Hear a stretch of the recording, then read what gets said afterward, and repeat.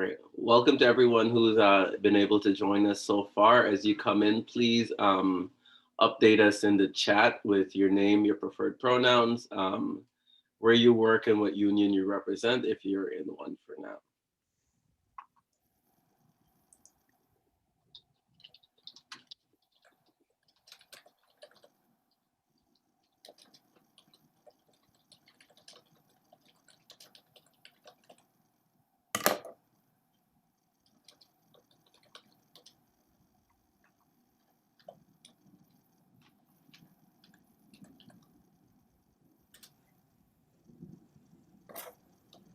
So we have some examples in the chat people can crib off of. Unfortunately, due to the volume we expect on the call, we won't have time for everyone to be able to introduce themselves out loud.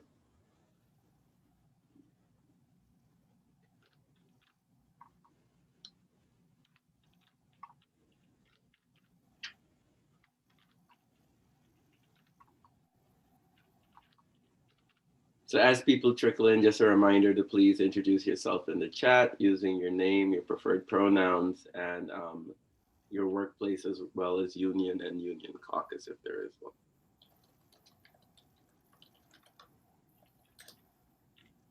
And we'll get started pretty soon with an icebreaker activity.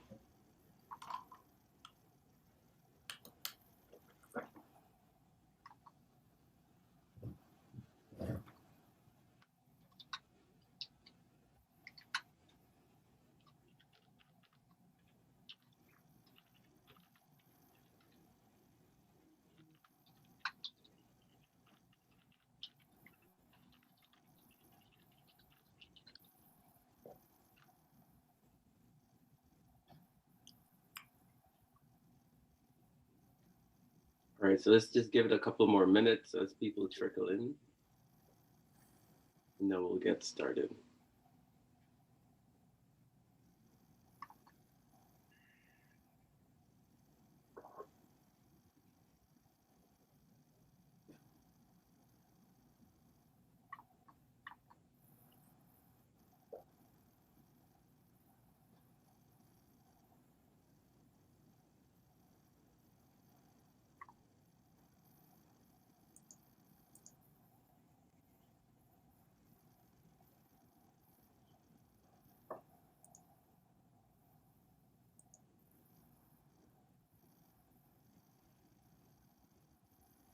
All right, hey everybody. So I'm gonna be running the icebreaker. My name is Ilan. I use he/him pronouns, and I am a teacher and a member of the MORE caucus.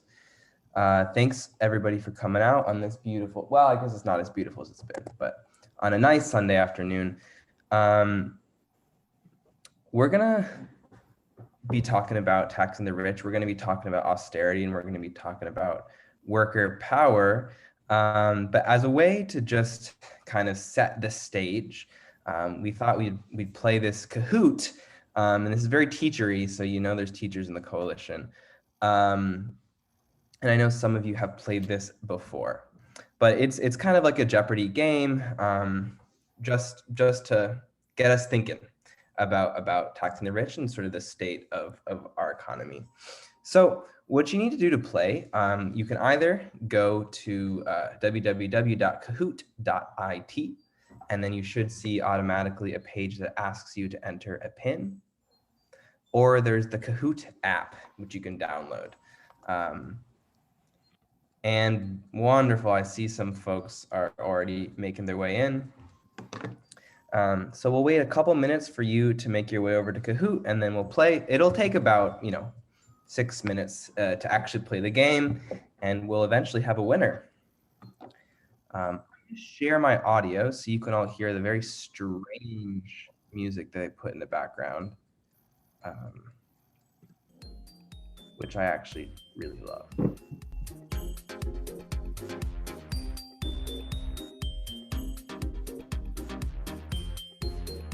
And if you need any help, please don't hesitate to ask in the chat.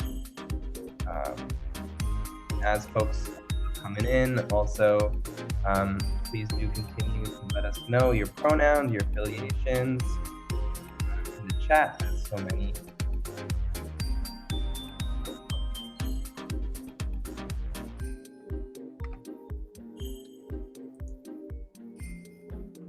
It's so great to see so many of you have made it over to Kahoot. So great to see even more of you have joined us on the Zoom call. I think I'm gonna get started in 1 minute, but you can still join late. So you won't be locked out forever.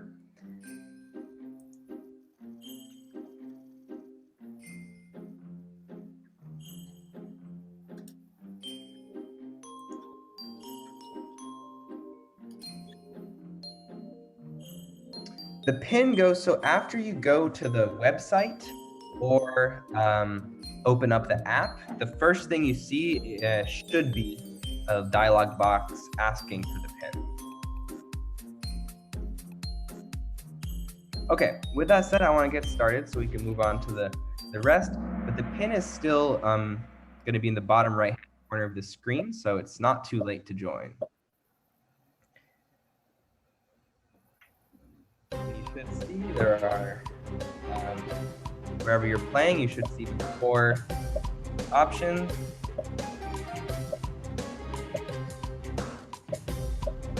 Again, the game is in the bottom right. And it is a speed game, by the way. No.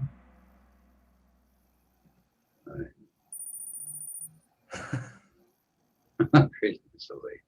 All right, John's out to an early lead. How?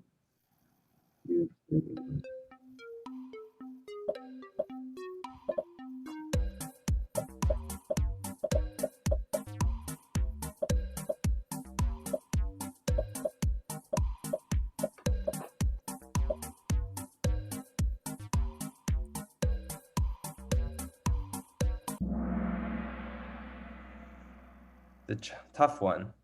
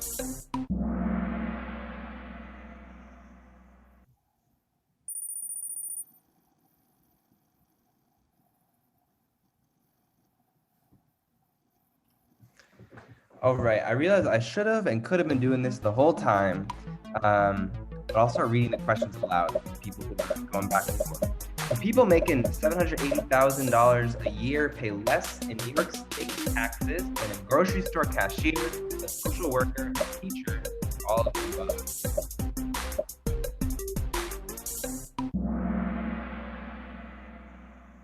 It is all of the above. And yes, at least 3 of the 4 at the top have done this before. So I guess that counts as cheating. The percentage of people in New York State who favor raising taxes on the rich is 50%, 75%, 90%, or 100%.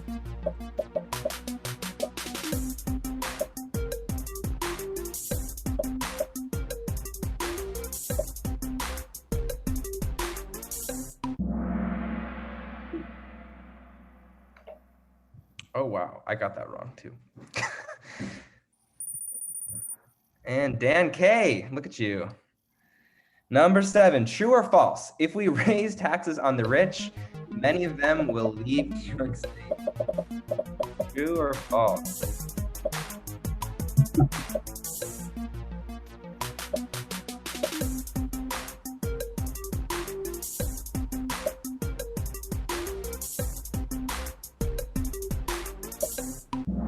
False it is. Jerry, I like that. Okay, got two more. Democrats now have a supermajority in the New York Senate and Assembly, which means they are more resistant to COVID than Republicans. They can override the governor's veto of the bill. Democratic Governor Cuomo is very happy where they have more fun at work.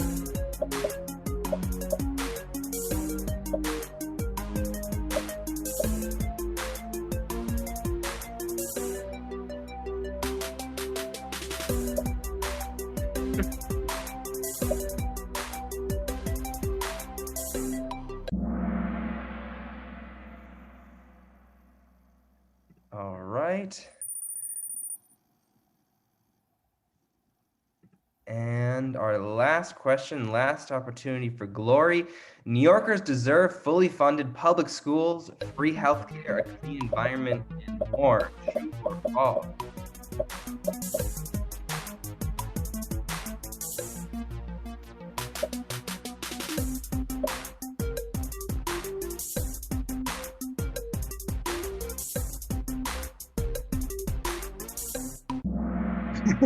All right.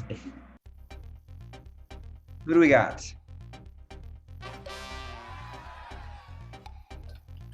Almost perfect, almost perfect. Dan K, perfect score.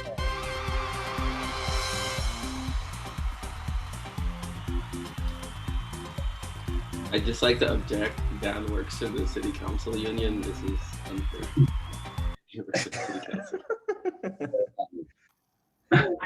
I hadn't done that Kahoot before, at least. Congratulations, Dan. All right. Thank you, Ilan. Yep, I hope, yeah, so take it, if you want the link, you can ask, you can play that with your friends or coworkers as a fun way to begin these conversations. And with that, I'll pass it back over to Robert. All right, thanks, Ilan. Thanks, everyone, for being here. So I see some more people trickled in since we started the call and started our Kahoot. So just a reminder, if you haven't already, please introduce yourself in the chat with your name, your preferred pronouns, your agency and union, and what neighborhood you may be in. And welcome to today's call with the Public Sector Workers United. Public Sector Workers United is a group of rank and file caucuses within the public sector unions in New York City, including Transport Workers Union, Local 100 Fightback, DC 37 Progressives, the City Council Union, Rank and File Action at CUNY, as well as the movement of rank and file educators and many others in many other individuals who themselves are not in particular caucuses, like the comrades we have from the Nurses Union, NYSNA. And we're here today to talk about taxing the rich, not just because we dislike the rich, but because of the budget deficits facing both the city and the state, and the responses from both the legislature in Albany and here in New York City, which is to cut more and more into working class people's standards of living to balance the budget. And we're pretty much saying that the people who created the crisis should be paying for it.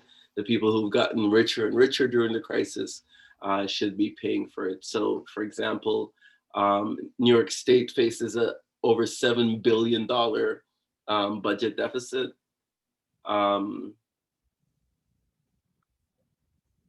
Due to the reduced income associated, revenue streams associated with COVID. And we're facing billions of dollars as well on the city level. And some of the proposed fixes for this has been the layoff of over 20,000 public sector workers in the city, the layoff of over 9,000 MTA workers in the transit system, as well as a proposal to raise the fare by another $1 and to cut back on bus service by another 40%. And we see that there's also a growing crisis of homelessness in our city, a lack of affordable housing. And we're here to talk about taxing the rich because this is a way in which we can say that the funding is there and it's available, but it requires a political fight to get it, and a fight against the cuts that are being raised and loomed over our heads. And this is especially important given that the official leadership of our unions have almost all unanimously accepted certain givebacks as a way to forestall the layoffs. My union, for example, DC 37, has entered into an agreement with the city to fork over our welfare payments that the city owes us until the middle of this year to avoid the layoffs, while the city bargains with the state for things like an early retirement incentive, and as they awaited the stimulus package that recently passed. But of course, we feel as Public Sector Workers United, there's much more we can do because the federal aid alone does not solve that problem. So today we're going to hear from an array of rank and file workers who can talk to us about the ways in which austerity has threatened their jobs in this particular historical era. We can't forget that one of the things ravaging working people is COVID-19. And not too long ago, we were involved in very vigorous fights for things like personal protective equipment and hazard pay. Many of us have not gotten that. And while some of us have the privilege of working from home, in doing so, remote learning itself is a challenge. And the teachers on the call can talk about the ways in which remote learning is a challenge for our students as well. So as we go into this discussion about the role of the shrinking public sector budget and its effects on public sector workers, I want to start us off by introducing our first speaker, who will be John Ferretti, who is with Transport Workers Union Local 100 Fightback. Hello, Robert. How are we doing today, everybody? Everybody doing great? All right, so I am a elected Local 100 Executive Board member, but I must put the disclaimer forward that I do not speak on behalf of my sellout, boss-loving, traitorous leadership. I'm here as a rank and file member of a 46,000 member transit workers union that is majority Black, Latino, immigrant, high percentage of women workers who were absolutely abandoned in a crisis and used as a COVID-19 experiment for our just vicious, disgusting racist bosses who basically conspired to create conditions that were a petri dish for COVID-19, were a super spreader event. They kept the subways open 24 hours a day, 7 days a week in the middle of a pandemic. Then they came out and lied to us and said that if you're a healthy person, you don't need a mask. And you'd be selfish for wanting one because you'd be taking it away from doctors and nurses. You know, so this was the kind of rhetoric that the people who call us essential workers and call us heroes, moving heroes, is how they treated us. And the result of which was 150 dead transit workers, tens of thousands needlessly infected with COVID-19 because of the lack of any kind of social planning. So now the solution is federal aid. And although we're very much in favor of federal aid to help people who are drowning in this crisis, to fund major social services, to try to create a social safety net where none exists, fundamentally what Biden's bill does is set up future attacks on Medicaid, Medicare, Social Security, and the funding for the services that we need long-term for the working class or the oppressed.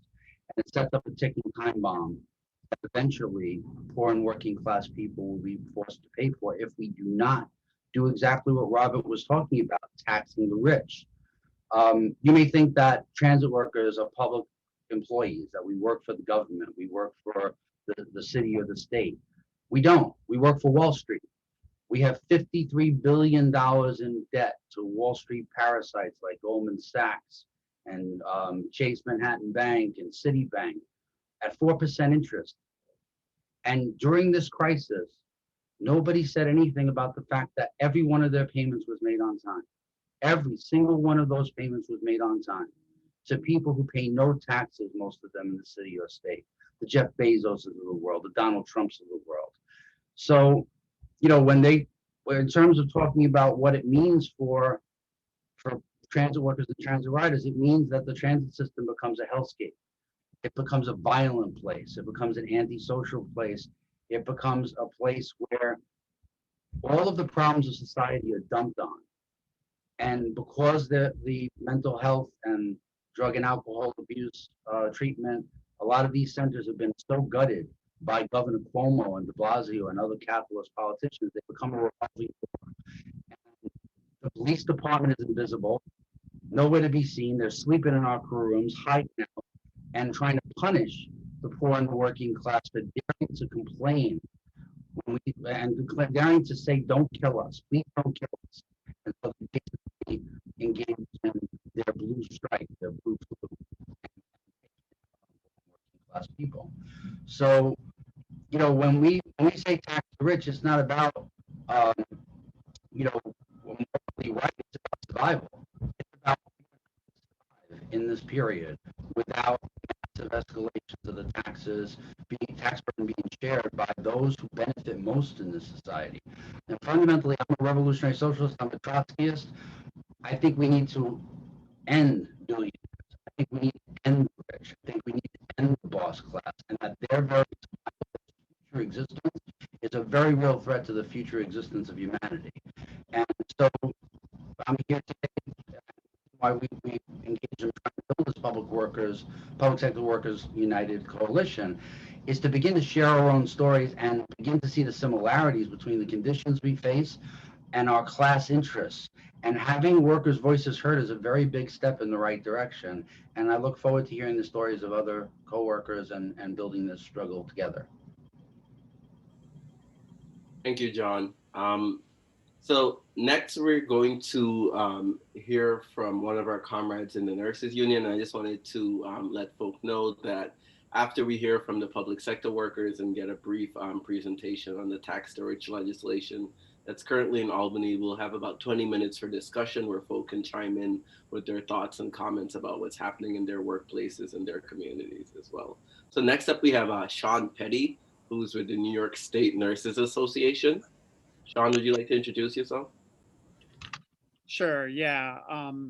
My name's Sean. I'm a pediatric ER nurse. I work at Jacobi Hospital in the Bronx, part of Health and Hospitals, which is the 11 hospital and numerous clinics public hospital system in New York City. I've been there for 13 years. I'm also a member of the board of directors of NYSNA and have been on that board for about 9 years. Yeah, I mean, I think the main thing to emphasize in terms of the current budget cuts and how they situate themselves in terms of uh, the historic austerity in the New York City public sector hospital system. Basically, in the wake of the last financial crisis, um, they're in the wake of the last financial crisis, from about 2010 to about 2018, there was a series of slow cuts, which meant for nursing, it reduced the nursing workforce in the public sector by between 1,000 and 1,500 nurses. We used to have over 9,000 nurses in the public sector, and that attrition that they implemented in the public hospital system drew it down to about less than 7,000, or not less than 7,000, about between 7,000 and 7,500. So that's almost 15 to 20% of the workforce was reduced, and that resulted in significant reductions in the capacity of that system to care for people. It resulted in services being closed down, units being closed down. And then, that started to reverse itself. There was basically a change in policy. They started to reinvest and expand the funding at the citywide level to the public sector. But that process has only been happening for the 2 years prior to COVID. So when COVID hit, we were still just in the beginnings of a recovery from a very long period of drawing down drawing down the healthcare workforce in the public hospital system. I will also mention at the time, as we lost those 1,000 nurses, more than 1,000 police officers were added to the city budget. So there was really it was almost at least a 1-to-1 ratio of gained police versus lost nurses in the public system in New York throughout that period. And so it wasn't a money question. In other words, it was a political question. And it was a question of priorities and resources. So COVID hit, and of course, now we know that the public hospital system and the entire healthcare system was radically underprepared for anything like that, even though most everybody that is involved in understanding the epidemiology of virus development in the modern world knows that this was just a matter of time. Something like this was going to happen. Whether it was going to be an avian flu outbreak, a swine flu, some virus was going to mutate and it was going to cause a global pandemic. We were due for that to happen. And we were radically unprepared for that to happen. So, one of Governor Cuomo's key sort of signature policies was to draw down and undermine safety net and public sector hospitals for the benefit of the private hospital systems, which he is historically allied with. They donate lots of money to his campaigns, and he has very close political relationship with the private academic medical center industry, and so which are also somewhat tied to the real estate industry, because there's a lot of overlap between the boards of those nonprofit entities and the for-profit real estate industry. And a lot of those, just like universities, a lot of those entities are also in the real estate industry. So very closely tied with Cuomo, he's consistently trying to undermine public care because basically we provide care for all the unprofitable patients, or they at least try to make it that the case. And so any service that we provide that the privates can make a buck off of, they're going to try to close that down. They're going to try to take those patients away from us. And so that's why he constantly wants to undermine different aspects of the public system. So in this current crisis, in this current budget, there's between $1 and $2 billion in cuts to the public system and to private safety net hospitals, which are the hospitals that serve the people on Medicaid and the uninsured. Those would mean, in terms of what Mayor de Blasio estimates, is that those cuts in the governor's proposals would mean that perhaps up to 19 clinics would have to close, and almost 1,000 doctors or nurses are going to close. So are going to be laid off. So we're going to be facing a tremendous amount of pressure. We had historic amounts of volume that we had to deal with when it came to COVID. We had, of course, more nurses die, more nurses' family members die, and of course that even pales into comparison to the other healthcare workers that have died. We have clerks that have died, in terms of in aggregate, in terms of all throughout the system, doctors, clerks, nurses, aides, and their family members. We were completely overwhelmed in terms of resources, in terms of our ability to care for patients, and to the point where emergency medical services for a period were told to not be able to resuscitate people even if people lost their heart rate in the field, because they knew that nothing could be done for them at the hospital. They were told not to resuscitate them in the field.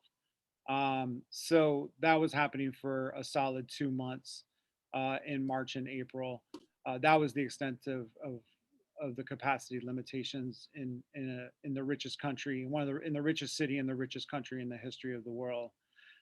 So that's the fundamental, and now we're talking about a second year of cuts, essentially, a multi-billion-dollar cuts to that system. Meanwhile, of course, we know that from the Kahoot that 120 billionaires have made between 70 and 90 billion dollars just during the pandemic, just in New York State. So I've probably taken more than my time, but that just gives you a brief taste of what the stakes are. We are organizing. We are going to be having a full week-long day of action at least 7 different facilities a week from next week. And we're going to be highlighting the budget, and we're going to be highlighting Tax the Rich, and we're going to be memorializing and commemorating the lives that healthcare workers have lost and the lives that were lost in the communities that we serve. And so hopefully that'll bring another voice in this fight, because it's an incredibly high stakes one. And we can either lose an incredible amount or we can gain an incredible amount. And we're trying to make as many nurses as possible aware of that.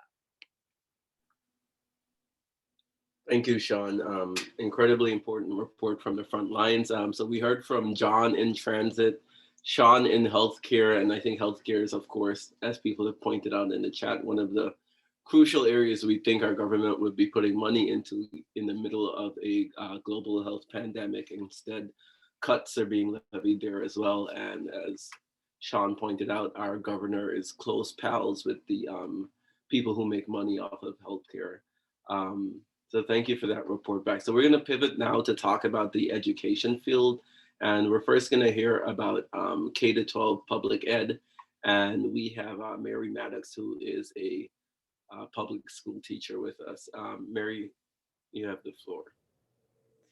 Hi, everybody. Can you hear me? I was having trouble with my audio earlier. We can hear you. So I'm Mary Maddox. I teach 8th and 12th grade English in East Harlem. I'm also a member of the Movement of Rank and File Educators. And I'm going to be honest, I teach English. I teach 8th and 12th grade English, and I'm out of my comfort zone with numbers and with this budget stuff. I have a few numbers to start us off, but if I get something wrong, please feel free to correct me in the chat. I'll start off with some numbers. So 13 is the number of years that I've been a teacher, almost all of those in East Harlem. 13 is also the age of a lot of my 8th grade students. And that means that a lot of them have spent most of their lives under Cuomo's austerity regime. And that means that austerity is not a new problem. It's not something that's just now affecting us in education during the pandemic. It's been underfunded and starved for years. So that means my class sizes have grown. That means there's been less money for wraparound services to support students' mental health. That means students with learning differences get less and less help in the classroom, because what I've noticed is that pretty much every time Andrew Cuomo gets a chance and can get away with it, he cuts funding for the public sector, he cuts funding for education, he passes the savings on to his millionaire and billionaire friends. And we've been feeling that for years. And we've been feeling it extra hard in the pandemic. When I'm working with students who don't have reliable Wi-Fi to do their remote learning, when I have not been trained yet to do remote teaching, all of our resources have been allocated to help the very small percentage of students and families who have opted for in-person learning because they rightly do not trust the DOE. 2 billion, if I'm not mistaken, is the amount that Cuomo would like to cut from public education with what he calls, I guess, a funding adjustment. It's a hell of an adjustment. That money was supposed to go to help students get access to Wi-Fi, was supposed to go to help students access the services and mental health services that they might need for support. As it is, what the DOE will admit, apparently 4,800 kids still don't have devices that they can use to do remote learning, and that's what they'll admit.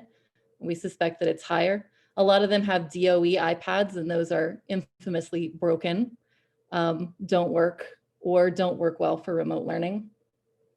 And then meantime, as we know, our billionaires make 70 to 90 billion in profits while we get nickel and dimed in education. And what I worry a lot about in all of this is what austerity and what the neoliberal regime does to my students' minds and does to their feelings about themselves. I wonder if you could let me know in the chat if you're a teacher, or if you could let me know if you have a child in New York City public schools right now, so I know who's in the room, whether they can relate. I get an email like this about once a day from my students that contains the word, "I'm sorry." They say that they're sorry for not doing their homework, or they're sorry that they haven't been on a Zoom class, or they're sorry that they're in the Zoom, but they're not really paying attention. They're not feeling themselves lately. They're depressed. They say that they're sorry. One student said that she was sorry this week because she hadn't really been able to focus on her homework because the 1-year anniversary of her father's death from COVID was approaching. And also she was now working 2 jobs to help support her family. So she actually didn't really have a lot of time to do her homework. And these students feel like they owe me an apology. And I tell them that of course they don't. They don't owe anybody an apology. Sorry, it's been really difficult to hear from them and to hear that they are blaming themselves for what has been passed on to them to save money for people who have more money than they could ever spend in their lives. And I saw someone question that use of the word neoliberal in the chat. And to me, the definition, or one of many definitions of that word, is a machine that creates blameworthiness. And these children and us, their teachers, are being made to hold the blame for the failure of our leaders to adequately fund and support us in the work that we need to do. And what we're going to need to support these students is we're going to need Wi-Fi that works. We're going to need devices that work. We're going to need a small army of social workers and mental health counselors to help these students with what the pandemic has done to them, whether or not they have lost loved ones, and many of them have. We're going to need so much more. And if we let them get away with it, they're not going to give it to us. If we let them get away with it, they're going to let the rich keep their money. And they're also going to give us standardized tests instead, because somehow there's always money for that. So these students are going to be given another test that they're going to then be told that they have failed. And that's going to be called learning loss. And that's going to be a reason to strip education of everything but the bare essentials. So bye-bye to music, bye-bye to the arts, bye-bye to mental health services, bye-bye to everything that helps students actually feel supported and empowered as they learn. And hello, skill and drill, all of those things that alienate students from their own learning. But the good news is that we can fight back and that we are fighting back. This Tax the Rich campaign has a huge amount of momentum. They have been hearing from us. We have been calling them, we have been texting them, we have been tweeting at them, we have been emailing them, we've been calling their constituents to get constituents to call them and say, this is unconscionable. You can't make us do more with less. You can't make us hold the blame. You can't make us or our students apologize for not being able to do the impossible. Give us the money because we know that you have it. So thank you everybody for listening to a teacher here and for the platform that it gives us. And thank you for being here. Thank you, Mary. So I think that was a very important presentation, starting out with the numbers and finishing up with those personal testimonies shared by students as to the struggle that's going on in their classroom. And these are the impacts of austerity that when politicians make these decisions, they don't think about. So thank you for bringing that forward. So next we're just going to, I guess, keep skilling up in the public education system, and we're going to hear from someone who works at the City University of New York. I'm happy to introduce my comrade, Sami Disu, who's also with the Afro-Socialist Caucus within the Democratic Socialists of America and the Rank and File Action Caucus within the Professional Staff Congress at CUNY. Sami, you have the floor for about 3 minutes. Thank you. Can you hear me? Awesome. Sami Disu. I've been teaching at John Jay College since 2017, so a couple of years now. That's as long as I've also been a member of Professional Staff Congress, the union. I should also add that I recently was working at the Public Advocate's Office as a community organizer, and I'm really happy to see some members of the city's legislative union here in the meeting. I look forward to getting some of our folks at the Public Advocate's Office who have unionized under the Campaign Workers Guild banner. I look forward to getting them connected here as well so that they could build with folks like Daniel and Ndigo Washington. But yes, as it stands, I now have union membership only with Professional Staff Congress, where I teach as an adjunct lecturer at CUNY. And I will be speaking really from the perspective in terms of the material conditions of the workers, of adjunct workers, who are still a very significant part of the labor force, of the CUNY labor force. In terms of Professional Staff Congress, there's about 30,000 members in that union, and adjuncts alone number about 15,000. So about half of that membership base is adjuncts. To give you a perspective, there are other classes of workers, which are the full-time professors, as well as staff at CUNY, including college lab technicians, higher education officers, you name it. Within that world of workers at CUNY, adjuncts are what you should consider the low-wage workers of that system and the institution when it comes to part-time labor. College lab technicians, of course, are also a very vulnerable group within the membership base. And what does that look like? I've been very open in sharing what adjunct living is like. We get paid below poverty wages, right? We are paid below the poverty line for New York City consistently. This has been decades, and it's almost understood even within union life that there is really no advancement from being an adjunct. Adjuncts are just there to doing teaching from the love of their heart. Sometimes is how our plight is dismissed. Doing it as something of passion, some of the same kinds of sentiments I was getting from Mary in talking about what the experience within K-12 system has been. So very, very vulnerable teaching force with literally no job protections. There are some advancements we have won in recent labor contracts, like a year contract and a 3-year contract, which are significant when you have nothing in terms of job protection. But for the most part, adjuncts can be fired without giving a reason. We are essentially at-will workers within the ecosystem of higher education, public higher education in New York. And it's not just a low poverty pay situation. It's also completely lack of access to healthcare is how we should put it, right? An adjunct like myself, I do have healthcare because I'm teaching 2 courses within CUNY.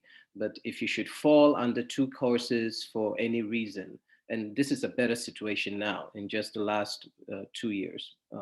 But if you should fall under 2 courses within CUNY, you lose your insurance, or run the risk of losing your insurance, and we know what that means. That's an experience really in the whole country, right? Having access to healthcare or insurance be tied to employment. Another major reason why we need to tax the rich and really plug this gap in necessary funding in order to provide something as basic as healthcare, without having to argue for years about how to make that happen. Adjuncts teach about 56% of CUNY's courses, and I would say the real fight against austerity started heating up a couple of years ago, just before we ratified this last labor contract about a year ago. At that time, adjuncts were really pushing for a pay increase that will be at least above the poverty line. That's really what we're fighting for in the 7K strike campaign, due to what I would say an unprepared level of readiness within the base. Our union leadership was effectively able to renegotiate that demand of 7K strike, which they had stood behind, to something lesser, which was still a significant increase when, again, you're beginning from as low as we were. So we passed the contract. Within a year, we're facing a pandemic, which is last year, and the underfunding situation of the CUNY system as a whole really hit, sort of like it hit the fan, shit hit the fan, for lack of a better way to put it. And how was CUNY going to make sense of running as an institution with significant, with the state threatening to cut and cutting our budget? They let about 2,000 adjuncts go. They basically fired 2,000 adjuncts. I was one of those adjuncts who was laid off last summer. And this time, I should actually be teaching an additional course, one of my favorite courses, which is Contemporary African Politics at Hunter College, but I was laid off there. So this spring, I'm not teaching there. And this happened to, I'm one of the lucky ones in that, at least at John Jay College, my department chair really sort of creatively found a way for me to meet my 1 year minimum, be eligible for the 1 year contract. Because at the time last year when those cuts were being made, even at John Jay, I had not taught for 3 full years to be eligible for that 1 year contract. So I wouldn't be teaching at CUNY if not for that. But that's just a snapshot at one of the more vulnerable worker sections of our bargaining unit within CUNY. The college lab technicians have been at very precarious situations as well, and have been facing cuts. We do know that students who make up some of this force in some schools were simply not, they were laid off, right? Schools were closed, and so there was no provisions made for them as could have been for someone like me who could at least teach online. And even with the full-time workers, interestingly enough, the full-time faculty who are considered the cream of what it means to be a worker in CUNY and be protected, they are being paid beneath the market wages. So it's the system as a whole has found all kinds of ways to corrode and take back all kinds of conditions we need. And it's really very frightening to think about what it would mean for CUNY to really open up as we want to do in the coming fall semester. when the system had been so underfunded for so long. Schools, buildings are in the same conditions as you see in the K through 12 system, whereby, you know, systems, ventilation systems might not be adequate at some schools to actually prevent the pandemic situation. Let me talk a bit more about me as well, because I want to give you some sense of how living and working under austere contract looks like. I've been, my family, I've been in debt, all kinds of debt, name it, rent, credit card, because both me and my ex-partner, actually, we are both adjuncts and struggling to raise a child with combined wages of adjuncts, right? That has been next to impossible. It is an exercise in going into debt progressively year after year, and has all kinds of other real, I think, impacts and costs on other aspects of a person's life, right? It's not just paying the rent. We're talking about living and all of the needs that are not met because you just don't have enough to take care of what happened of business. We have adjuncts who have died because of the condition of adjuncts, which is the precariousness of the job and not having healthcare. That was the case of one adjunct in particular who taught at CUNY and other institutions, including Columbia, a well-regarded African studies professor, Thea Hunter, right? That's the one story that we talk about to illustrate that kind of vulnerability, but it must be happening on a much larger scale where people and adjuncts, and this has been me as well, when I did not have insurance during the summer or during the winter, we go without healthcare at the time that we actually need. That's what happened to Thea Hunter, and she eventually died because her conditions had to do with diabetes,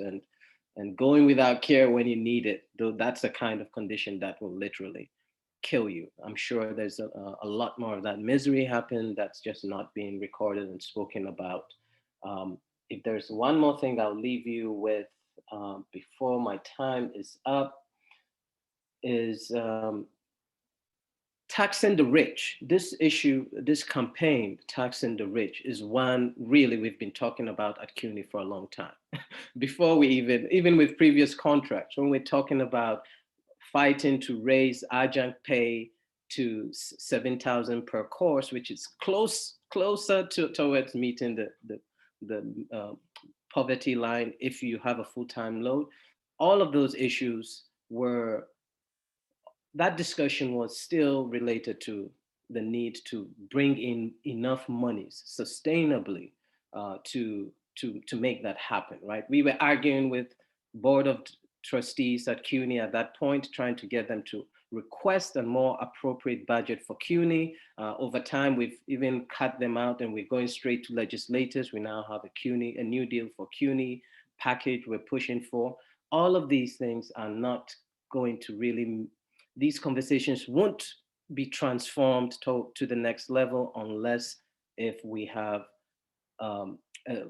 instituted and rolled back tax breaks for the wealthy, and the 70 billion or so that has been made is just really, it's a damning situation we find ourselves, that despite knowledge of all of these humongous monies being raked in by wealthy quarters of our city and state, we are not willing to push that argument forward. Our lawmakers are making us have to literally fight on the streets and be at their offices just to tell them that we need money so that we don't have to be laying off teachers, so that we don't have to be laying off transit workers and cutting hours of service on a service that is already questionable, depending on who you're asking for in terms of the experience of the ridership. Sami, can you wrap up, please? I think I brought that to an end. Let's tax these folks. Thank you. Thank you for sharing, Sami. All right, so we're going to end on the point of the educators by looking at this State University of New York, and we're going to hear from César, who is with the Member Action Coalition. That's a rank and file caucus operating on SUNY campuses. Hello, can you hear me? Yes, comrade. Okay, thank you. So I'm gonna be very brief. I'm so happy to be here and to join all of you. And I really wanted to kind of introduce ourselves and introduce SUNY. I know everybody has heard from SUNY. Some of you work at SUNY, but sometimes because we are all spread out, people don't know much about it. So my name is César. I'm an immigrant. I teach full-time at SUNY-UUP, which is like 1.5 hours from north from New York City. And I'm a member of the Member Action Coalition, MAC, a rank and file led caucus within United University Professionals, which is the union that represents all academic faculty and professional staff at SUNY. I wanted to tell you a bit about SUNY workers and our place in New York State, right? So UUP represents around 33,000 employees. CSEA represent other 13,000 employees at SUNY. All of these co-workers work in 29 campuses all around the state. These campuses include 5 medical centers, 2 big hospitals, and different colleges of all sizes and missions. SUNY is the largest public university in the country, serving almost 400,000 students. SUNY serves all the people living in the state. And as all of you, its workers have been victims of a long and steady process of organized abandonment. The state has stopped adequately funding us and has transferred the cost to our students and to our co-workers who work more and more for less and less. SUNY is a place for statewide and local economic and political energy, or that's what it's supposed to be. But due to austerity, the potential has been crippled. Underfunded hospitals, underfunded campuses, rapid and incremental casualization of labor. Around 60% of our teachers are adjunct lecturers, which is pretty similar of the percentage at CUNY, right?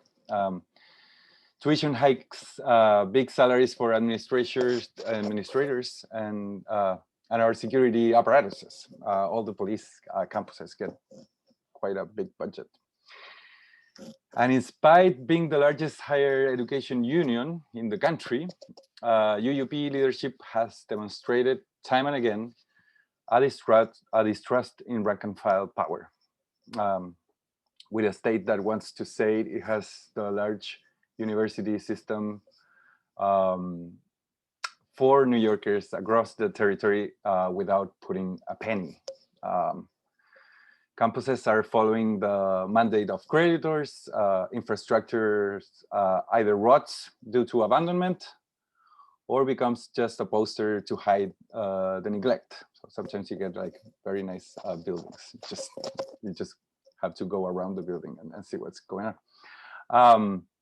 Everyone has seen their labor conditions worsen. No matter your title, your rank, what is your job? Nobody can say that their job. Well, unless you're an administrator, of course. So we formed Member Action Coalition to fight for our rights because we think education, higher education and education, as healthcare, as housing, and transportation is a right, and as such should be treated with care and respect. And that is what we're not getting. We're getting neglect we are getting violence during the last year. That has been, of course, as you all have eloquently tell us, very visible. There are violent working conditions, and those affect our students because we all work for our students, and they are all living in this territory.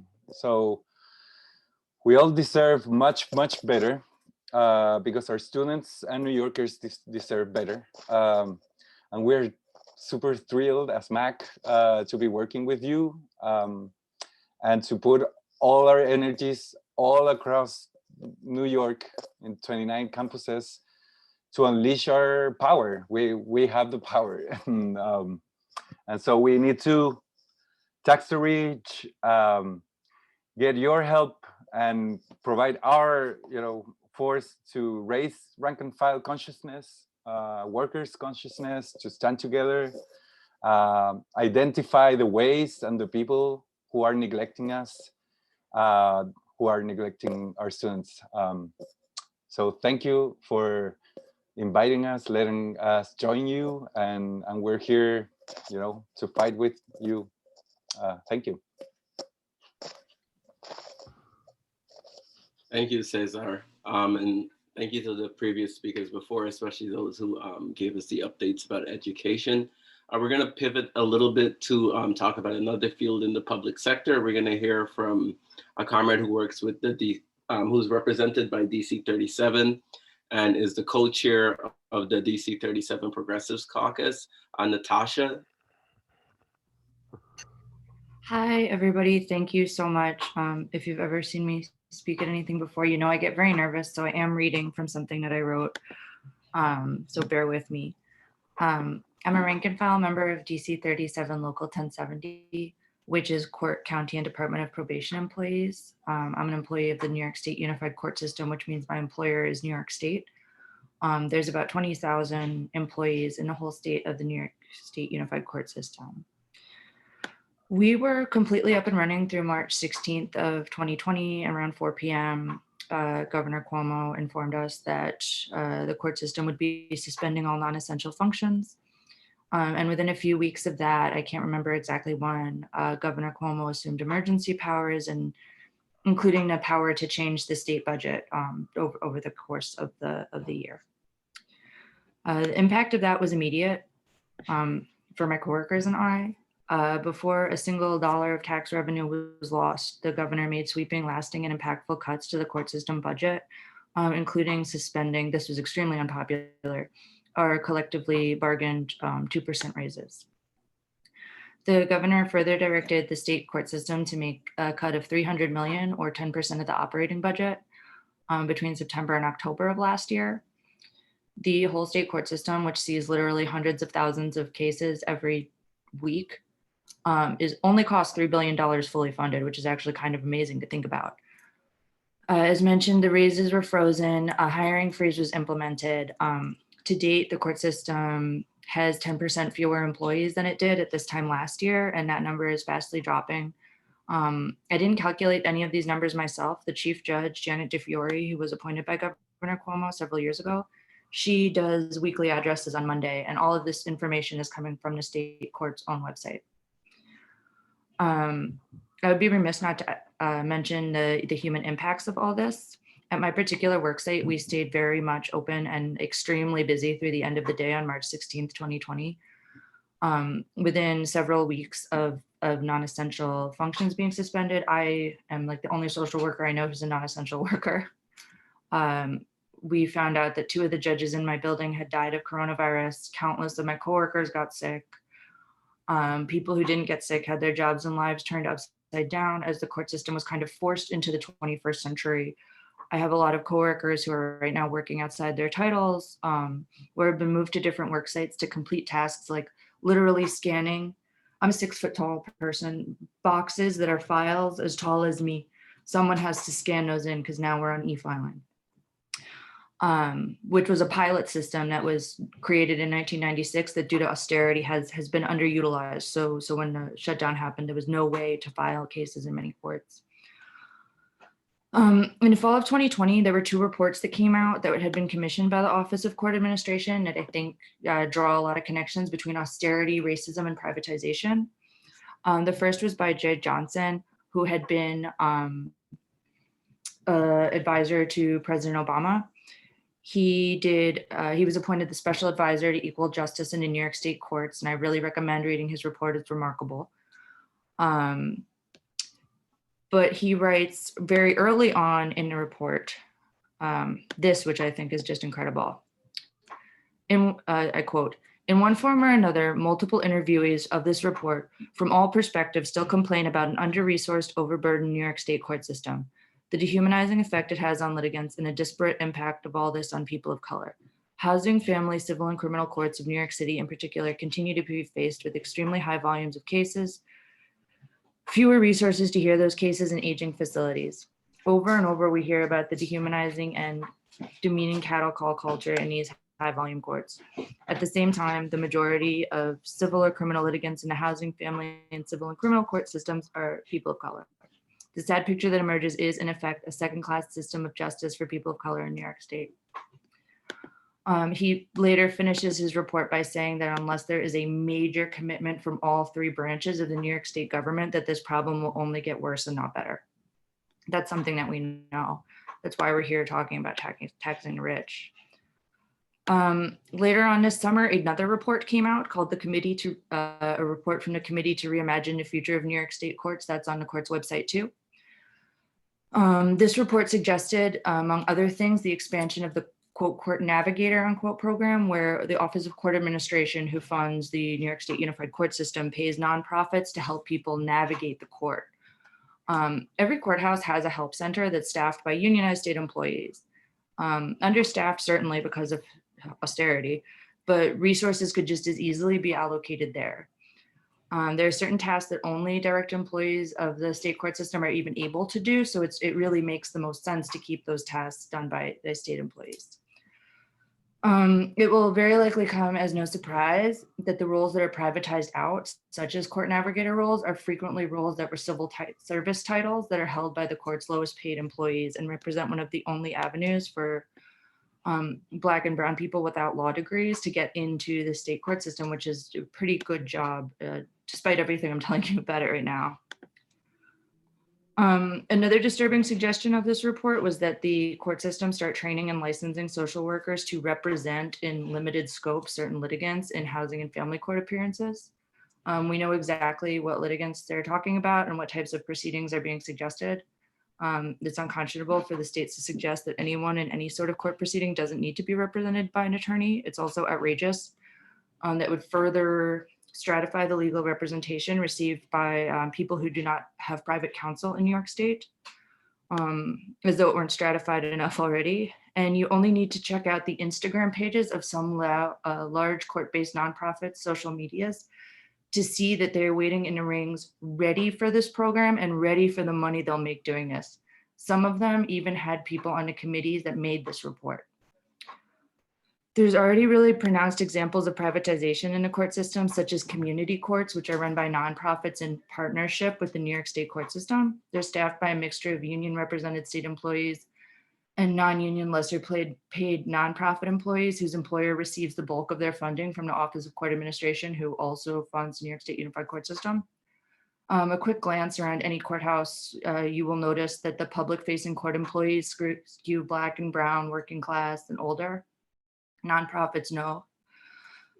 Think about it, who can afford to do the same job for less money, and who would think that they're innovating something and then would have the audacity and naivete to do it exactly the way it's been done all along.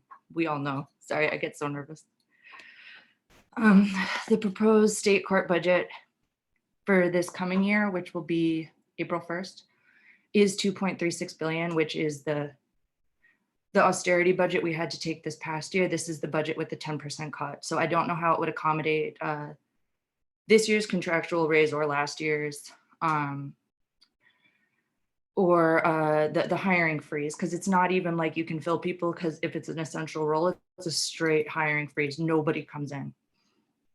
The only way to carry out the recommendations in either of these reports in an environment of this kind of severe austerity is to rely heavily on privatization. Whether you love or hate courts, they're a necessary part of the society as it currently runs.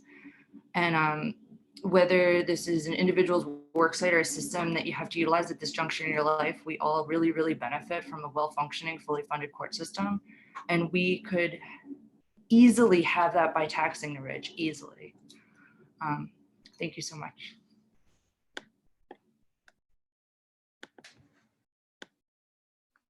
Thank you, Natasha. That was great. And I know you have to run to class, so thank you for being with us and sticking it through.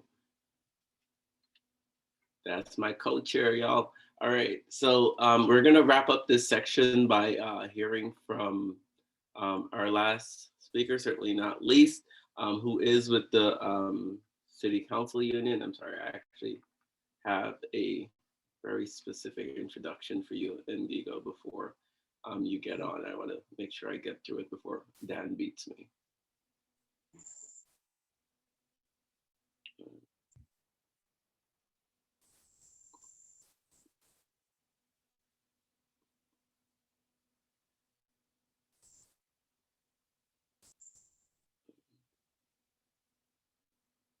Hello, can you hear me? Okay, so thank you for allowing me to join everyone. My name is Ndigo Washington. I'm Ndigo. I've been with the Association for Legislative Employees since we've been started as a 7 group on the core committee. And I've been at City Council since 2009. I started under former Councilmember Charles Barron, and now I'm working with Councilmember Inez Barron. And we started organizing, it was a group of us that actually started back in around 2016.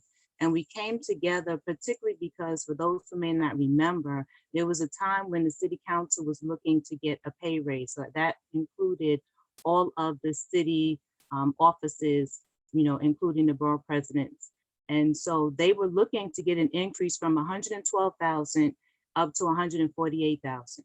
And as we were looking at salaries, you know, through New York, you're able to see how much money people make. So when you look at people who are working in the district offices, we know that people were making as low as in the 30,000 salary range. So it was just mind-boggling to see that these council members were definitely looking to get a salary increase and their staff were not. And you know, the staff do the bulk of the work.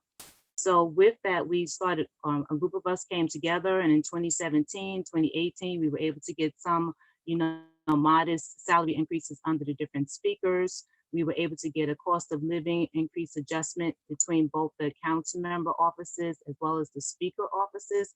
But of course, that nowhere near mirrors the amount of work and what people deserve. So we were working, some of our conditions, of course, included lack of overtime, no work, no compensation for the overtime. We were looking at our increase in workloads. We were looking at abuse and bullying and intimidation, and you know, just in a very toxic environment. So what we've been doing since then, and how COVID has begun to impact us and affect us, is, you know, we've seen that a lot of people have to deal with increasing the costs, working from home, looking at food and electric bills, looking at childcare. We know that there are some people who've also had to pay for new technology or furniture, and no clear indication of them being able to get any type of reimbursement. We know, although that council members had to purchase devices and laptops, we do question why the speaker's office was not able to, you know, take up some of those, sorry about that, childcare, right? That's my grandbaby.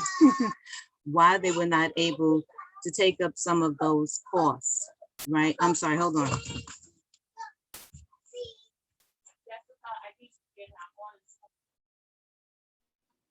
These are the realities of parenting in a pandemic. Oh my God, and it's my grandbaby. Yes, sorry about that. And she was quiet this whole time. So yeah, so I just wanted to get back. So some of the things that we know, that there have been a number of staff who've been impacted with their not only lack of salaries, but when you look at council members who may have left their offices, if they've left, if some staff have left, we question whether or not there's an opportunity there where there could be some money that may have been freed up in their budgets. We also know that when you look at the finance division, they lost maybe about 4 full-time staffers. They lost 2 interns, and that represents about 15% of the analysts and 100% of the interns. And that may not seem like a lot, but when you look at it in terms of the workload, of course, that increases their workload. And you look at the overtime, people already working 50, 60 plus hours. And, and that's really problematic. So I think for us, we are looking at, ways to really challenge what's happening now with the budget is coming up, and, with city council, they vote on identifying their own budget. And, we in the past have tried to work with our council members to try and go into B&T and negotiate, because we definitely could use salary increases at this time.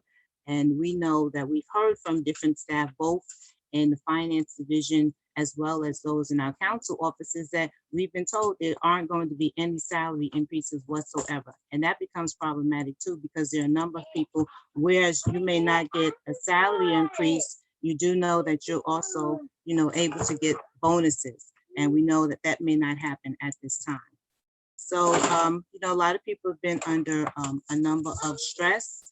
And as we begin to look at what's going on with management and their top salaries, we know that that's not something that has trickled down to be able to impact us. So we've been doing a lot of organizing. We do know, just to let folks on the call also know, that we have been able to receive some success with our organizing. We're finance titles. About 23 have been organized into and recognized by the speaker. So that's a congratulations to us for the hard work that we've been doing.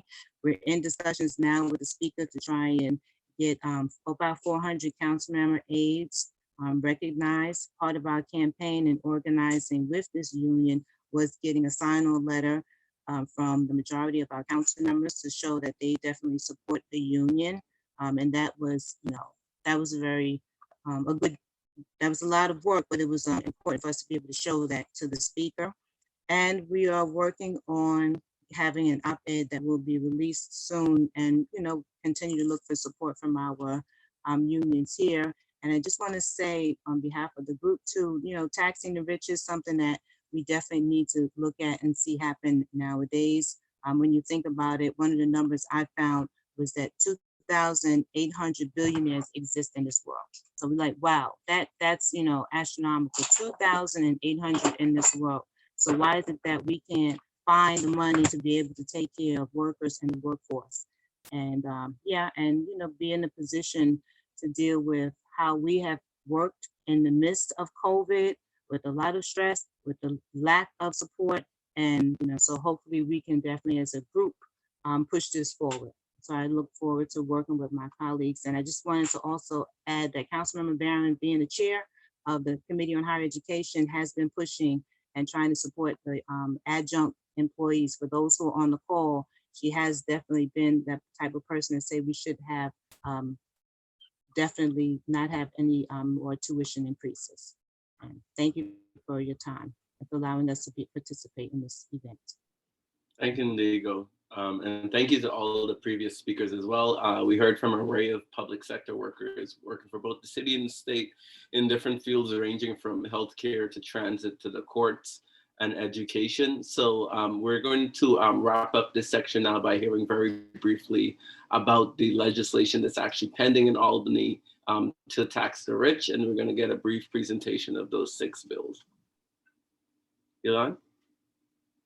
All right, thanks, Robert. I know we all have been sitting and listening for a long time, and I'm going to be as brief as possible so that we can get to that open discussion, which is so important, and to respond to all these speakers. Thank you to everybody for helping us to understand in a much more embodied way what all of the numbers I'm about to say mean.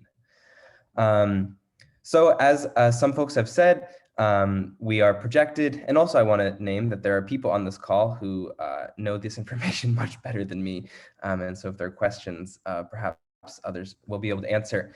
But as many have said, we're facing a $60 billion budget shortfall in New York State over the next 4 years, according to Cuomo. and that will only increase the austerity that we have already heard about and understand. One of the solutions, among others, is the current package of legislation in New York State government to tax the rich. And this will raise 50 to 75 billion annually, right? And that's important that this is not a federal stimulus that will give us one lump sum, but it's a sustainable change that more than makes up for the deficit in the current moment and also allows us to have the social services and the state that we need going forward. So this package, which is called collectively the Invest in Our New York Act, contains 6 bills, which are in 3 categories, right? They tax the rich in 3 different ways. The first is by taxing high incomes directly. As I think we've mentioned briefly in the Kahoot, New York State currently has a regressive tax scheme, which means that the highest income levels pay less. Bill number 1 will fix that, right? The higher incomes will pay more, as they should and do in most other places, including federally. Number 2 is going to tax investment income as the same as wages at the same rate. Then the second sort of method of taxing the rich is taxing wealth itself by taxing inheritances between generations above a certain level. I don't know the specific number off the top of my head. And the fourth would be to amend the state constitution to allow a wealth tax and a mark-to-market tax. And finally, I know I'm going quickly. We will make this PowerPoint available to all of you, and I want to be able to have your voices. The third is to tax big businesses and the financial sector. There's going to be a small tax on Wall Street financial transactions. For every transaction, we're generating tax income. And the 6th bill is to offset Trump's corporate tax cuts, which were forced down federally. Together, these 6 bills would sustainably create $60 billion annually, which would make a bigger difference than any of these other short-term solutions that we've tried to, or that they are telling us to wait for and hope for. And with that, I will wrap it up and pass it back to Robert to get this discussion going. All right, thank you for telling us about those bills. I was doing some canvassing for Tax the Rich yesterday, and someone asked me about the bills. I was like, this door hanger has a lot of information for you, so thank you for that. So we wanted to take about 20 minutes for people to ask questions and give their thoughts on the presentation so far. And so we can hear back from our panelists who remain with us. And our comrade Zoe has been taking a list of people with questions, and those who are on stack, so we can go through that now. For people not familiar with the stack system, if you want to say something, if you want to ask a question, you just type the word stack into chat, and Zoe will call on you. We're using progressive stack, so you may not get called on in the order in which you put your name in, but we'll definitely try to prioritize the voices of people who are not usually encouraged to speak, especially women, non-men, and people coming from marginalized identities. So Zoe, who's first on stack? So we had Joshua, who a while ago said he wanted to chime in on something. Yes, thank you. I think this has been a great event. I really appreciate you guys putting this together. I'm a SUNY Stony Brook graduate and also graduated from Hofstra Law School. And I won a pretty big battle a few years ago as an attorney for the New York City District Council of Carpenters, rank and file members, against their own delegates who sought to water down the rules for union members being put on jobs across the city of New York. And these are the people that built the city of New York. So, there's a war on, workers, from every angle. And I just wanted to point out, I think, it would be a good idea to have a protest at SUNY Stony Brook against a guy named James Simon. There's a hedge fund in Setauket on Long Island by the name of Renaissance Technologies. James Simon got a salary last year, I think, of $20 billion, not million, but $20 billion. And he used to be the head of the mathematics department at SUNY Stony Brook. So I think it would really be a great action to protest against this guy who basically used SUNY Stony Brook as a way to propel himself to a hedge fund that now makes $20 billion for him annually. And to make that a point that if, it's ridiculous. We can't afford to teach our students during a pandemic, but we can allow these kinds of people to make these kinds of profits. It is unbearable to me. And I love what you guys are doing. We all have to come together at this very important point. And just one last thing, I'm sorry I'm taking up too much time, but while we might say that the Biden bill is not really exactly what we wanted, the vultures are going to be coming out to swoop in and take that money that's been put in the hands of state governments, local governments, town governments, etc. And we have to come together to make sure that that money is used for real projects, real people, real stuff, and is not wasted on the vultures who time and time again have stolen that money and used it for their own greedy purposes. Thank you for letting me speak. Thank you, Josh. Before we go back to Zoe to go through the rest of the stack, I just wanted to remind folk, in the interest of time, if you can keep your comments to about 2 minutes, that'd be helpful. Great, thank you for that. Next up, we have Jerry on stack. Hi, everyone. Thank you for all the presenters who have gone today. My name's Jerry. I'm from the Grad Center CUNY, and I'm in Rafa. My question was a bit about tactics to push through this bill. I mean, it seems to me what's missing from a discussion is what we can do that's different than what the leaderships of our unions are doing. Because frankly, like I look at the list of people who are supporting these bills, most of the people here who are in unions, your union leadership is already backing it. And I look at the website for pushing this, and it's actually asking pretty much the same thing my union leadership is asking. Call members, call your legislator. So what is it that those of us who are always looking to push our unions to do more? I guess what I'm wondering is, where are the demonstrations? Where is the attempt to get all of these public sector unions to coordinate a day of action or something like that? And I guess that feels to me really relevant for all of us who are here as part of rank and file organizations, like to allow us to continue to push our union leadership, especially in a case like this where maybe we're actually relatively closer to them than we might normally be in our demand, because because we would also like to see this bill pushed. If we want to win, we have to be thinking of pushing them to do more than they normally would do, like we always are in a position to have to do. So I guess I'm wondering if anybody who spoke has any ideas about that, or ways that this coalition could facilitate that. But I think that that's a little bit what I was sort of hoping to get more of from this.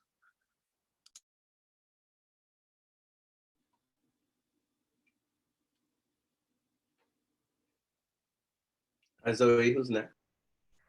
Does anyone have a response to Jerry's question? I can give a quick direct response.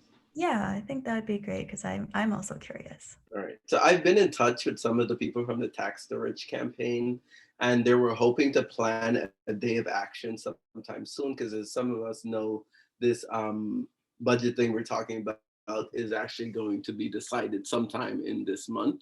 So they're working to figure out what that action looks like. Thus far, the actions have been house visits to Liz Kruger and Carl Heastie's home to pressure them to, but they too see the need for one big mass event to tax the rich as well. So they're kind of working out who the partners are, where it will be, what day. There was some conversation about the 20th, but also that's the same day as the Amazon Solidarity Marches. So Great, and it seems like Dan might also have a response to this. So how about you hop on, Dan? You're on stack. Cool. Thanks so much, Zoe, and everybody. It's been such a really good event, and I'm going to talk a little bit about something else, but I did want to connect it to Jerry's really good question. I thought the panelists were incredible, and I just want to share my experience. I'm part of ALE, like Ndigo, the City Council Union, And we hear every year the stories of community-based nonprofits who come asking politely, asking with energy for money to provide basic services, be it mental health counseling, be it senior services, be it funding to help parents who are facing child welfare investigations to be removed from the state registry if they have been found to be innocent of the charges. There's so many issues, and they're just not funded, and they've never really been appropriately funded. And I think that's what Tax the Rich is really about, right? The one-time funding, right? The American Rescue Plan, we've heard it, right? The money to MTA, that's good, you know, but where's the new subways? Where's the bus routes doubling? Where's the investment in just to take transit, because we all take transit to work, right?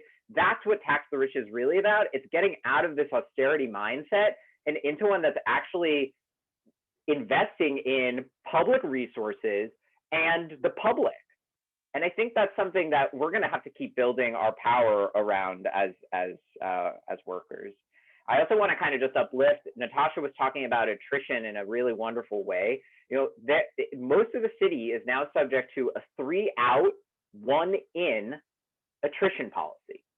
So if you were feeling overworked already, well, that's only going to get worse because we're losing tons and tons of staff. And this is de Blasio as well as the economic reality that Cuomo has put forward.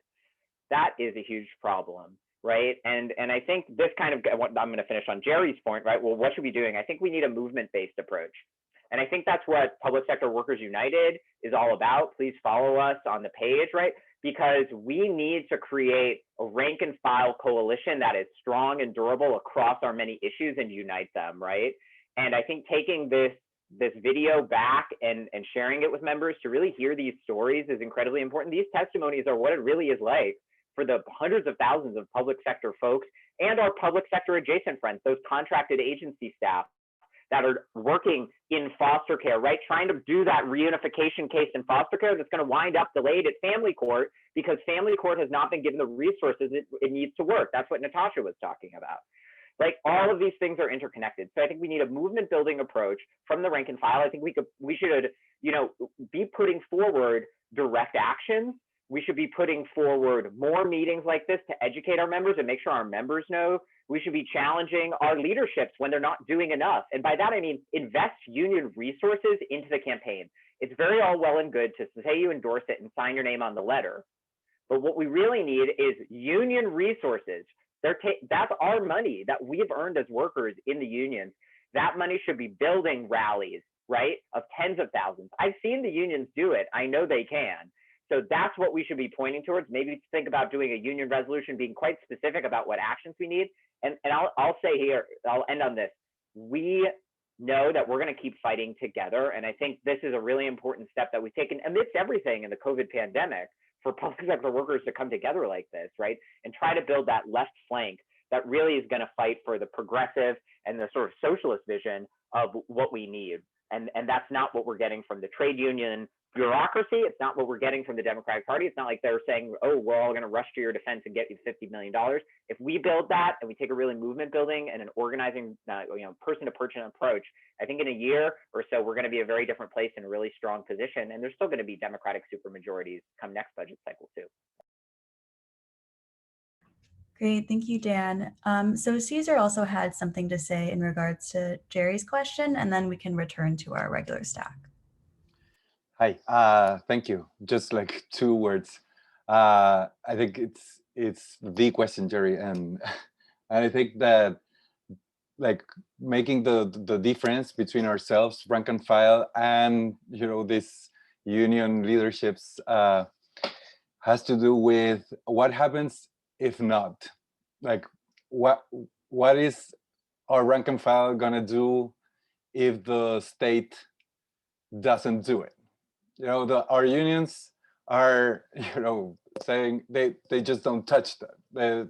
They say like, give us this, and if not, well, give us this. And I think that should be our strategy, and building this coalition I think, can help us to each of our caucuses, each of our dissident, groups, to get more people involved, because, I think it is a great possibility to, consciousness raising when you have teachers and you have, people in so many places that identify with the plight of, different people. So we need to grow our numbers, our rank and file dissident numbers, to say, if you don't do it, all hell is gonna break loose. That's, and I know this is difficult. You've been working on that, but I think that's what we need to focus on.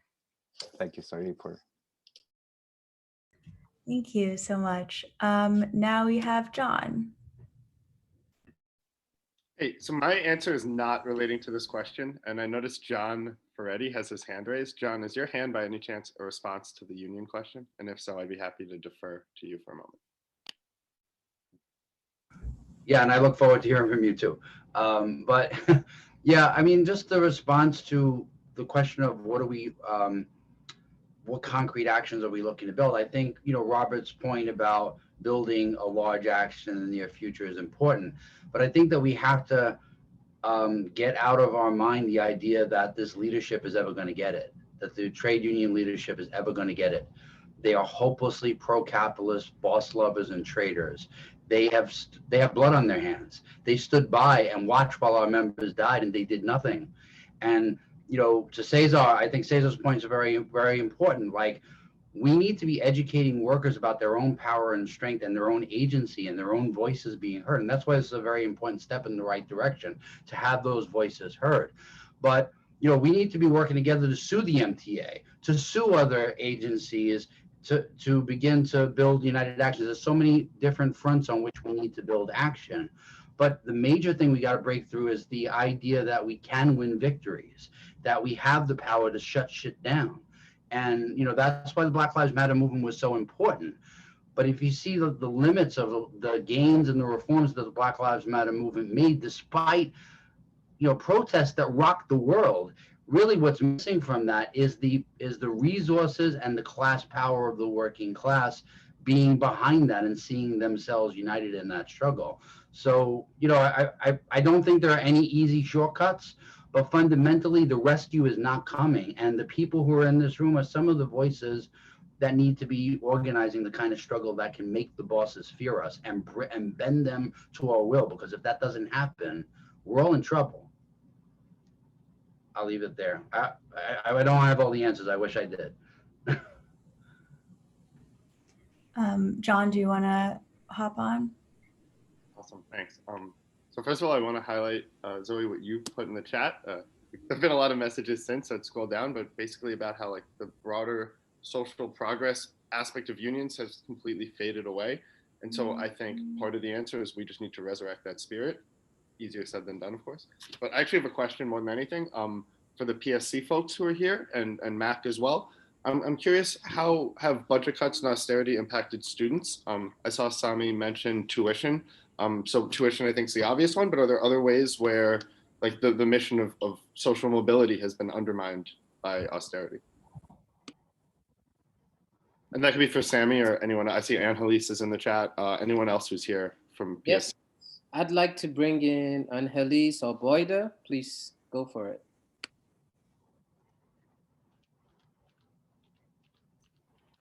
Okay, I can jump in, I guess, just as a direct response, which is a great question, John. I mean, there's so many things to be talking about, but I was really resonating with everything Mary was saying and describing in terms of how the pandemic has impacted their students. And, I think it's the same story for students in the public higher education sector that, I mean, CUNY is 75% Black or brown and definitely working class institution. And all of the same, there's tuition has been going up every year. It used to be free. CUNY was free for 100 years until they allowed an open admissions policy that meant that more Black and Brown students could enroll in CUNY. And then all of a sudden they instituted tuition, which is not a coincidence, in the 70s. And so since then, like every, you know, it's going up a couple $100 every year. And our students are suffering deeply. I mean, I know that a lot of my students have had family members die from COVID in the last year, but we know that all of these problems, and the buildings are kind of like, a lot of the buildings are broken down. The class sizes are going up, which means that they have fewer options. And of course, everything Sami was talking about in terms of adjunctification of the institution also depreciates the students' education as well. And they know that. So I definitely want to uplift a really fantastic group called Free CUNY.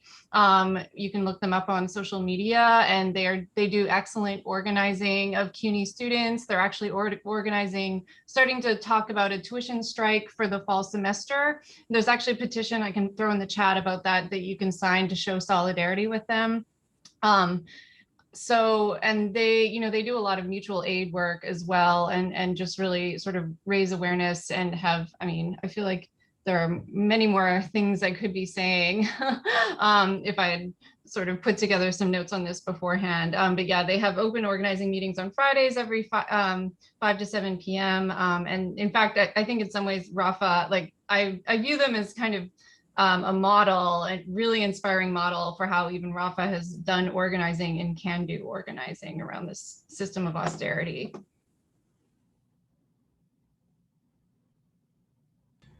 Does anyone else want to respond before we move on? Okay, I'm not seeing any hands, so let's go to Jay. Yeah, thanks. I just wanted to follow up on Jerry's point about this contradiction between this plan to tax the rich that the unions are signing on to and the no real plan to build the power to win it beyond their losing, you know, lobbying strategy. And I think that contradiction is especially sharp at CUNY with the PSC where I am at. I'm at the College of Staten Island. And on one side, they have this, you know, a new deal for CUNY, which follows basically some of the same demands around taxing the rich. And that's all they're talking about at our last couple union meetings that we've had this semester. It's all about that, and they're lobbying around that. But on the other side, in December, we passed a strike ready resolution to get us ready. And so they've talked a little bit about that, but they're in total separation. And you know, what our kind of tendency within our chapter has argued is that central to getting strike ready and winning a successful strike is having these broad demands that address our crisis at CUNY, but the broader working class, and clearly make clear that the rich have to pay. And we had we had a resolution in the spring that was passed, that was voted on. We had about a third of those in attendance that voted for it, but it included a wealth tax and a strike to back up that. Sorry, there's a lot of noise here in the background. Sorry about that. So I think that's crucial to winning. You know, a wealth tax. The only way that's going to be won is if there's a really serious struggle and a strike around it. And so I think that's what we're trying to do at Staten Island. I would hope in other places too, is to connect the strike readiness and the building for a strike with these demands, including making you know, this wealth tax and other taxes that make it clear the rich are going to pay for it. So that would be my response to Jerry. That's what we have to do. Wow, thank you so much. Robert, you're up next. Thank you, Zoe. So yeah, to follow up on what everyone else has been saying, right? I think we do necessarily need to challenge the leadership of our unions to actually do something. And we know they oftentimes use the bogey of the Taylor law to say that, you know, they're hamstrung from striking. But between doing nothing and striking, there's a lot you can do as far as workplace actions. And like the whole story we've been putting forward here is that, you know, we're not just sufferers in this, we're not just oppressed and exploited. We're a powerful workforce, right? And the reason they're coming after us is because we're one of the most protected layers of the workforce as well. Like for people of color like myself who are employed by the city and the state in the public sector, we literally fought our way into these jobs when neighborhoods burned in the 60s and 70s. Like this was one of the things, the concessions that were doled out to us, right? And if we look today at what the response to the Black Lives Matter movement is, it shows the point John is making, that the system only has so much to give us as far as concessions, and it is in an actual financial crisis where all they can give us is austerity now instead of actual concessions. So it behooves us to then say that the unions that have signed on paper, like DC 37, should be mobilizing their membership to get involved in the phone banks, get involved in building mass meetings, get involved in building marches, get involved in doing door hanging. And maybe one of the things we can do in this very short period of time between now and when this vote is held is to raise motions within our unions to ask them to build towards a demonstration once the date is set, to turn out people so we can have this conversation amongst the diverse group of people. In DC 37, because we are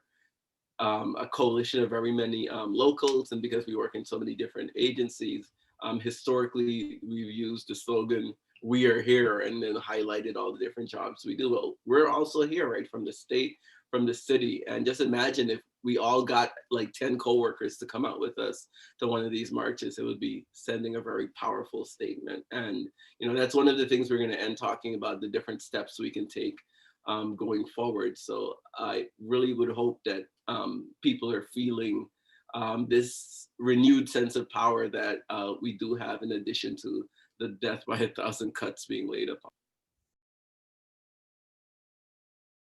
All right, and we actually don't have anyone else on stack. So Robert, I don't know if you want to wrap up or if you want to wait a couple minutes to see if anyone has something else they want to say. Yeah, I mean, if there's anyone who has not spoken already or anyone who has anything really pressing, I encourage you to speak up now. Otherwise, we can actually move on to something which flows very well, which is some of the actions we can take to both build cohesion within our group and to win this demand of taxing the rich.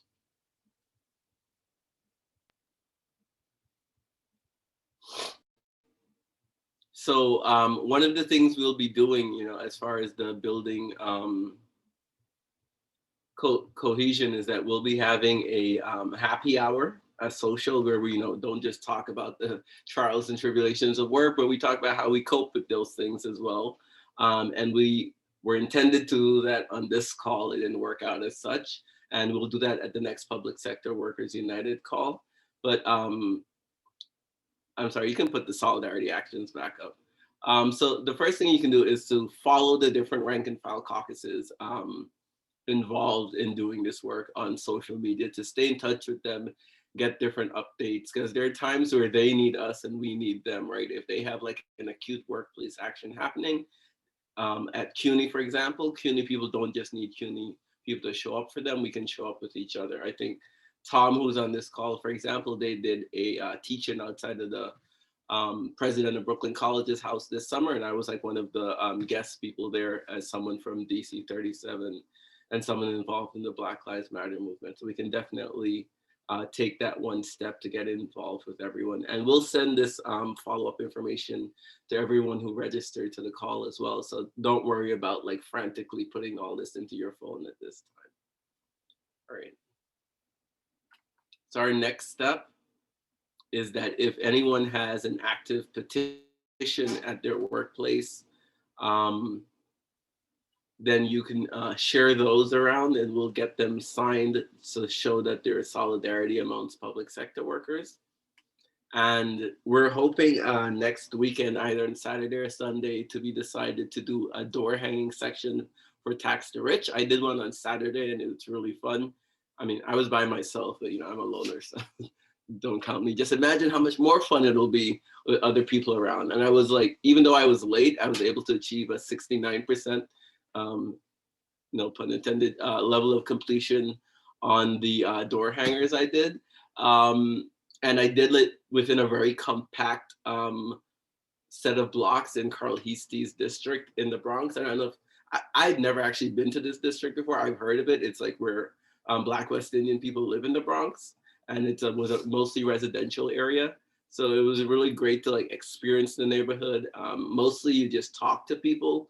Actually, sorry, mostly you just hang the door hangers on people's doors for COVID safety. But if you do happen to run into someone, you can have a conversation with them. And I did run into someone who was cleaning up their front yard, and we talked about, taxing the rich, and they were mostly in agreement. They're like, I don't even need the flyer because I know who Heastie is and what he's going to do. So it would be great to see you all in the Bronx, right? Because, let's be clear, a lot of us live in Brooklyn. It would be great to take that trek up to see what the Bronx looks like with people and to have that conversation with folks there. And you can join this group. This is an actual group of public sector workers, and it's only made better by inviting yourself and your coworkers to be part of it. We have bi-weekly meetings on Sundays at 4 p.m. Today, we pushed our meeting to 2 p.m. to give space to the Amazon Solidarity Call that's about to start in 4 minutes. So a lot of stories have also been shared here, right? A lot of personal stories have been shared about what people are going through in their workplaces. So we want you to share those stories with your coworkers. And when you invite your coworkers to come to this space, they'll say, wait, another meeting? Tell them this is the space where they can talk about things actually happening in their workplaces. And we actually want to hear that, because as much as there are very many socialists and revolutionaries in this group who love to share our analysis, at the end of the day, it's working class people's lived experiences of struggle that kind of brings us together, because we share that amongst all of us. Someone is asking if there's a link to the Amazon call. Is anyone able to drop that in the chat as we go through this? Are there any actions I'm missing? Hey, Rob. So the only, sorry. Just real quick, I'm going to drop into the chat. There's an action that Socialist Alternative has called in solidarity with the union organizing going on in Bessemer, Alabama with RWDSU. So I know there's one in Harlem going on as well. This is on Saturday, this upcoming Saturday, the 20th. This is at noon at Barclays Center. But if you're closer to Harlem, please, check out both events and go to the one that's best for you. But I'm going to drop that in the chat as well. I know we're all paying close attention to the over 5,500 workers who are fighting for a really important union. Probably the most important union organizing campaign going on in the country in a while. Yeah, thank you, Dan. In the same way, like a lot of us showed our support and solidarity for the recently concluded Hunts Point strike, I think Amazon is the livest battle there is happening in the country right now. It's also an issue of racial justice, given that it's happening down in Bessemer, Alabama. So it's really important that we get on board in solidarity. I wanted to thank everyone working in the background on this. Thank you, Ilan, for your presentations. Thank you to the speakers and to Zoe for keeping stack. And we'll be sending out an announcement with the next in-person action. It's great weather outside today. Please get out and enjoy it if you can. We'll probably see some of you on the Amazon call.